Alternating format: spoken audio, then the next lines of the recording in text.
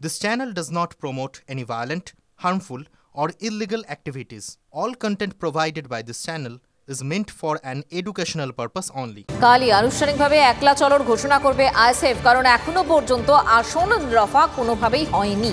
আগামীকাল আরও 8 থেকে 10 আসনে প্রার্থী ঘোষণা করবে আইএসএফ। সিপিআইএম এর সঙ্গে আইএসএফ এর কথা এখনো চলছে। আইএসএফ মুর্শিদাবাদ আসনের পরিবর্তে শ্রীরামপুর চাইছে। শ্রীরামপুর আসন ছাড়তে নারাজ সিপিএম, খবর সূত্রের। প্রদীপ্ত এই মুহূর্তে আমাদের সঙ্গে রয়েছেন। প্রদীপ্ত, আসন রফা এখনো পর্যন্ত হয়নি এবং ভোটের দিনক্ষণ অনেকদিন আগেই ঘোষণা হয়ে গিয়েছে। সেক্ষেত্রে আইএসএফ কি একলা চলবে, সেটাই কি ফাইনালি তারা জানাবে?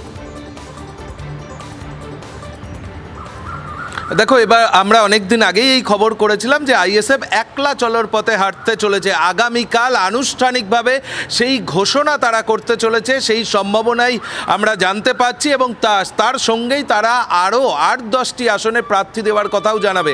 অর্থাৎ এর আগেই তারা 8 আসনে প্রার্থী দেওয়ার কথা জানিয়েছে এবং এর সঙ্গে আরও 8-10টি অর্থাৎ 16-18টি এমনকি 20টি আসনেও তারা প্রতিদ্বন্দ্বিতা করতে পারে। যদিও এখনও আলোচনা চলছে, কিন্তু আলোচনা যে গতিতে এগোচ্ছে বা যেভাবে এগোচ্ছে তাতে ইতিবাচক আলোচনা হচ্ছে না বলেই আমরা জানতে পাচ্ছি সিপিএমের সঙ্গে। তার কারণ আইএসএফ ইতিমধ্যেই মুর্শিদাবাদে প্রার্থী দিয়েছেন। মুর্শিদাবাদে সিপিএমের রাজ্য সম্পাদক মোহাম্মদ সেলিম তিনি নিজে প্রার্থী হচ্ছেন। আইএসএফ ওই আসন থেকে তাদের নিজেদের প্রার্থী হাবিব শেখকে সরিয়ে নিতে চাইছে ঠিকই, পরিবর্তে তারা বলছে শ্রীরামপুর থেকে সিপিআইএম তাদের প্রার্থীকে সরিয়ে নিই।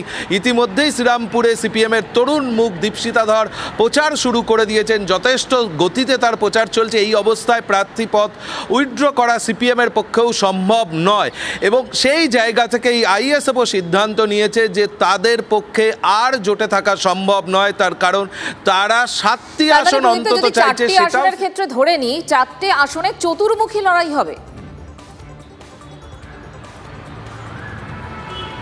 দেখো, সেই সংখ্যাটা 4 হবে না 6 হবে এখনই হয়তো বলা যাচ্ছে না। তার কারণ আমরা যদি দেখি বাম কংগ্রেসের সঙ্গে যে সমঝোতা চলছে সেখানেও কিন্তু কাটা একের পর এক আসনের কাটা সামনে আসছে। কোচবিহারে বাম যেমনভাবে প্রার্থী দিয়েছে, ফরওয়ার্ড ব্লক কংগ্রেসও সেখানে প্রার্থী দিয়েছে। পুরুলিয়ার ক্ষেত্রেও কংগ্রেস নেপাল মাহাতোকে প্রার্থী ঘোষণা করেছে। আবার পুরুলিয়ার আসনে ফরওয়ার্ড ব্লক ধীরেন মাহাতো প্রাক্তন বিধায়ক তাকে প্রার্থী ঘোষণা করেছে। অর্থাৎ কোথাও গিয়ে এই দুই এবং এখানের দুই। নজর রাখো। আরো খবর রয়েছে প্রেস কর্নারে। একটা ছোট ব্রেক নিয়ে ফিরছি, সঙ্গে থাকুন।